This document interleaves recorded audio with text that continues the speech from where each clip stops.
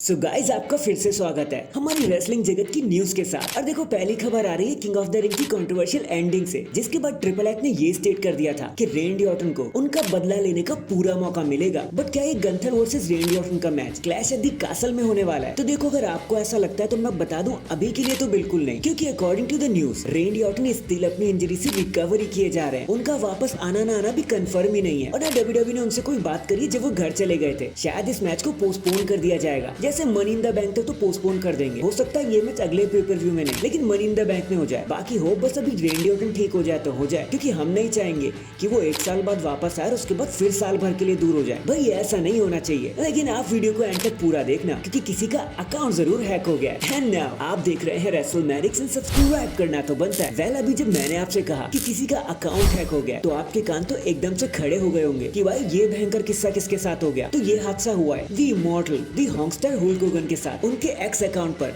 अचानक से इसी थर्सडे को किसी अननोन हैकर ने मेमे कॉइन्स को पोस्ट करना शुरू कर दिया, जिसके बाद हम सभी समझ गए थे कि हल्क होगन का जो एक्स अकाउंट है ना वो हैक हो चुका है। और कोई एक दो पोस्ट नहीं, भर भर के पोस्ट किए हुए थे दर्जनों के हिसाब से, जिसके इमीडिएटली बाद इसको रिमूव भी कर दिया गया। भाई हुल्क होगन एक सेलिब्रिटी तो ये तो होना ही था।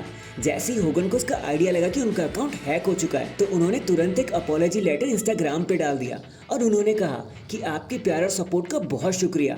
एंड प्लीज आज जितने भी पोस्ट होंगे ना उसे इग्नोर कर देना, क्योंकि वो मैंने नहीं की किसी और ने किए। So thank you so much मेरी फैमिली। बाकी ऑल द बेस्ट होगन, जल्दी चीजें नॉर्मल हो जाएंगी भाई आपके साथ। तो आप तो एक बड़े स्टार हो। And like Hulk Hogan would say what you gonna do when a Hulkamania runs wild on you. So guys अभी हाल ही में जब जॉर्डन ग्रेस से पूछा गया कि इतनी हाइप में रहने के बाद भी आप कभी डब्ल्यूडब्ल्यूई में क्यों नहीं आए, तो उन्होंने एक झटके में जवाब दे दिया कि देखो इट्स ऑल अबाउट टाइमिंग। बस इससे ज्यादा और क्या ही कहूं। ऐसा बहुत बार हुआ है कि मेरा और टीएनए का कॉन्ट्रैक्ट बस एंड हो गया था और मैंने डब्ल्यूडब्ल्यूई से बात भी करी, लेकिन कभी साइन नहीं किया कुछ भी और कभी कमिटमेंट भी नहीं किया, क्योंकि एक तो देखो टीएनए मेरा कंफर्ट जोन है, ऊपर से मुझे ये भी बार बार लगता रहता था कि डब्ल्यूडब्ल्यूई मुझे कैसा ट्रीट करेगी, कहीं मैं स्क्वाश ही ना हो जाऊं। बट जब रॉयल रंबल 2024 में मेरी एंट्री हुई, लोगों ने मुझे इतना प्यार दिया, मैंने अपनी अपीयरेंस दी, तो मुझे पता चल चुका था कि सब कुछ सही है, सब मुझे प्यार करेंगे, सब मुझे याद रख रहे हैं। एंड नाउ ऑलमोस्ट मैं डब्ल्यूडब्ल्यूई में ही हूँ और रॉक्सैन पेरिस को चैलेंज भी करने वाली हूँ। So it's all about timing. वैसे जॉर्डन भले ही आप पहले आते हैं बाद में आते,